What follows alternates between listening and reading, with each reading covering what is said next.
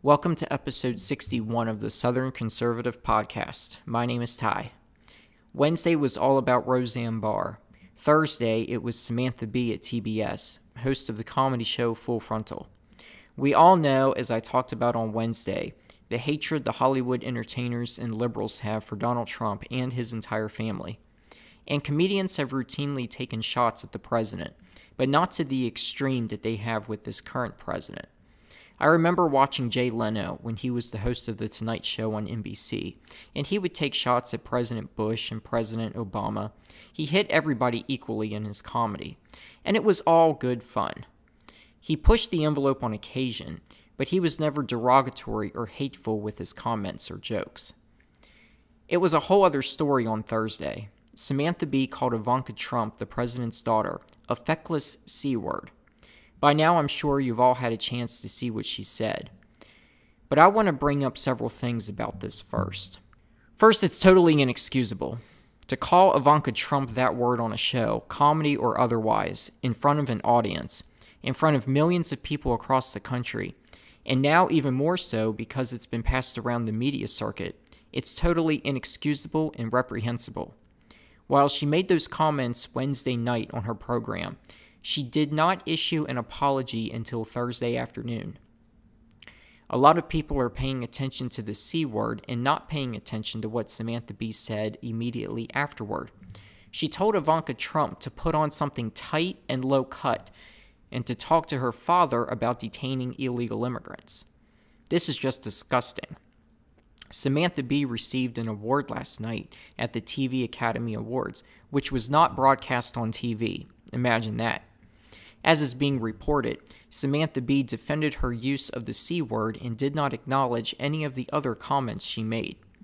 As Breitbart News reports, our piece attracted controversy of the worst kind, Bee said of the segment about the Trump administration's immigration and border policies that ended with her calling Ivanka Trump a feckless C word, who needed to do something about her dad's immigration practices.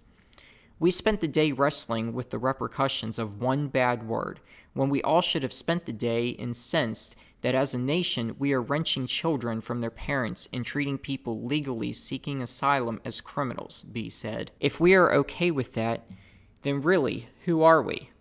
She also thanked TBS for standing behind her.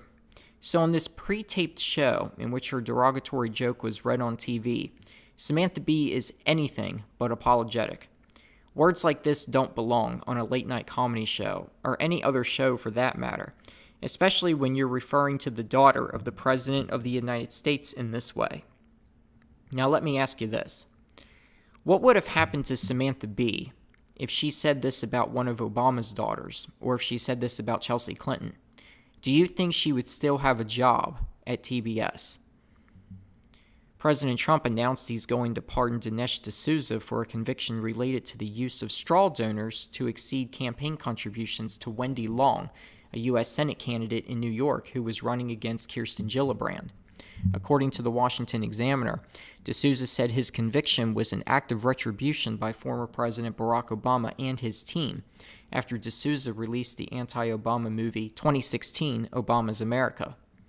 No American in our country's history has ever been indicted, let alone prosecuted, let alone locked up, for doing what I did, he said, adding that Obama wanted to make an example out of me. This was a vindictive political hit that was kind of aimed at putting me out of business, he said. D'Souza avoided any prison time after pleading guilty in 2014, but he was sentenced by a federal judge to 5 years of probation, including having to live in a community confinement center for 8 months, and was ordered to pay a fine of $30,000. Normally, a person convicted of exceeding campaign contributions is slapped with a fine. D'Souza is absolutely right when he said Obama wanted to make an example out of him. D'Souza was very outspoken against Obama and his policies. His sentence was a way to get him to shut up and to force him out of the spotlight. Martha Stewart may also receive a pardon, and former Illinois Governor Rod Blagojevich may have his sentence commuted. Stewart was found guilty of lying to investigators about insider trading, and Blagojevich was convicted of corruption charges. In all three cases, you see where the book was thrown at these people. This is similar to the prosecutorial tactics we are seeing against those who have been indicted by Robert Mueller. No one has been charged with colluding with Russians. Instead, Paul Manafort has been charged with bank and wire fraud. Michael Flynn and George Papadopoulos have each been charged with lying to the FBI. Not a single charge of collusion. Maybe that's because collusion isn't a crime. But regardless, not one American has been accused for conspiring with Russians to overthrow the 2016 election. I'll have more on the Trump investigation coming up at the end of this podcast. But first, I want to remind everybody to please check out my Facebook page. Go to facebook.com/Southern Conservative. That's facebook.com/Southern Conservative. There you will find links to conservative news articles on stories you may not hear about in the mainstream media. Plus, if you follow the news feed, you'll find links to the daily podcasts. Be sure to also subscribe to this YouTube channel and click on the notifications bell so you'll be alerted each time a new podcast has been posted. The job numbers for May came out today, and they are fantastic and serve as more proof that Trump's economic policies are working. You know, the left wants to say that it was Obama's policies that have caused the economy to take off, not Trump's. But folks, Trump has been president now for almost a year and a half. Surely if Trump had rotten economic policies, we would see the economy start to head in the other direction. But that's not what we're seeing. Economists had forecast the creation of 190,000 new jobs in May. 223,000 jobs were created in May, 33,000 more than expected. It was predicted that the unemployment rate would remain the same at 3.9%. It dropped to 3.8%, the lowest level since 2000. Average hourly earnings increased by 8 cents to $26.92 an hour. Black unemployment is at 5.9%, which is a huge drop from the previous month of 6.6%, and this is the first time ever that black unemployment has been less than 6%. According to Breitbart News, Macroeconomic Advisors predicts the economy growing at 4% for the second quarter of 2018, which ends at the end of June. Last week, they predicted the second quarter would grow by less than 3%. I think that if June turns out to be another solid month, we'll have at least 3% economic growth. Folks, there's no doubt that the cuts in individual and corporate taxes are having an effect on the economy. Now, while I applaud Trump's policies in this regard, I have to attack the president for his new tariff policies. Tariffs will now be slapped on goods such as aluminum and steel from Europe, Canada, and Mexico in an effort to protect those industries in the United States. Mexico and Canada have vowed retaliatory tariffs. Folks, that's why the stock market tanked on Thursday. Anytime you have talks of trade wars, it's not a good thing. Besides, I've talked about many times on this channel that tariffs are nothing more than hidden taxes added to the price of goods, causing consumers to pay more for goods than what they otherwise would. We have to admit, folks, some countries are able to produce goods that we can't produce here in the United States, either because we don't have the raw materials necessary to make certain products, or because it's just so much cheaper to produce in other countries than in America. A lot of that has to also do with low wages in other countries. But tariffs are a factor. The United States currently has tariffs set at different rates on thousands and thousands of products, each intended to protect a certain industry. These tariffs increase the price of goods that are imported to the United States, so that Americans are more inclined to buy products and materials from American sources. But here's what happens with tariffs. Tariffs increase the price on a certain product, so the price of that imported product has been artificially increased. It's now more expensive to buy. But look at what will happen now to aluminum and steel. Aluminum and steel are found in many, many products. These tariffs will cause the price of foreign steel and aluminum and products made with foreign steel and aluminum to increase. But don't think that you'll make out by buying supposedly cheaper American steel and aluminum. What do you think domestic industries are going to do?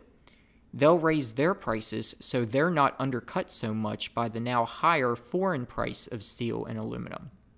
They only want their prices to be marginally cheaper than their foreign competitors. So the price of domestic steel and aluminum will also increase because they know the global price of steel and aluminum has been increased by these new tariffs. American steel and American aluminum companies will get as much money out of steel and aluminum that they can so that their prices aren't too much lower than the new higher prices for foreign steel and aluminum. But that's not the only consequence, because the overall price of aluminum and steel will increase every product that contains steel and aluminum. That means paying more for a car, for example. So what will this do to the automobile industry? People will be less inclined to buy a new vehicle. So while the steel and aluminum industries will be protected, other industries that rely on steel and aluminum will be affected in a negative way. If you would allow free trade and you do away with these hidden taxes, the prices of many goods will decrease. Wouldn't you like to have cheaper products available because international trade barriers are taken down? And American producers who sell products overseas, if other countries do away with their tariffs, American products will be cheaper for people buying those products in foreign countries. That means people living in other countries will have the ability to buy more American goods, which is good for American industries. So that's my argument why we need to do away with tariffs and why I wish this president would bury his tariff policies. Just before we end this podcast, John Solomon at thehill.com will have a new piece out today, and it's going to blow the lid off the argument being made by James Clapper, who says that the FBI and CIA were not spying on Trump campaign officials per se. They were looking at Russians and what they were doing in the campaign. Well, Solomon is supposedly going to write that there was no expectation of Russians in the campaign, meaning that the FBI and CIA were spying on the campaign. There was no positive identification of any particular Russian inside the Trump campaign, but they started spying on the campaign anyway and way earlier than what is being reported. This means that the investigation against Trump began much earlier than what James Comey told us when he said the investigation began on July 31st, 2016. Solomon is also going to highlight the text message that I talked about previously. I only briefly talked about this text message between Peter Strzok and Lisa Page, which reads, "The White House is running this." And I talked about how Chuck Grassley was upset that text messages were being redacted supposedly for national security reasons, when it turns out that the redactions had nothing to do with national security. Some of the information redacted included Andrew McCabe spending $70,000 on office furniture. Solomon is going to provide more context about that particular text message. The White House is running this. Folks, there's no doubt that with the FBI, CIA, and the Director of National Intelligence all involved in the Trump investigation, somebody had to be coordinating all of this. It's believed that John Brennan, the former CIA director, is the one who was leading the investigation against Trump.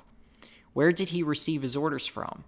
And wouldn't it make sense that in the president's daily intelligence briefing, President Obama's daily intelligence briefing, wouldn't he be updated on a daily basis about the Trump investigation if it was then a matter of counterintelligence?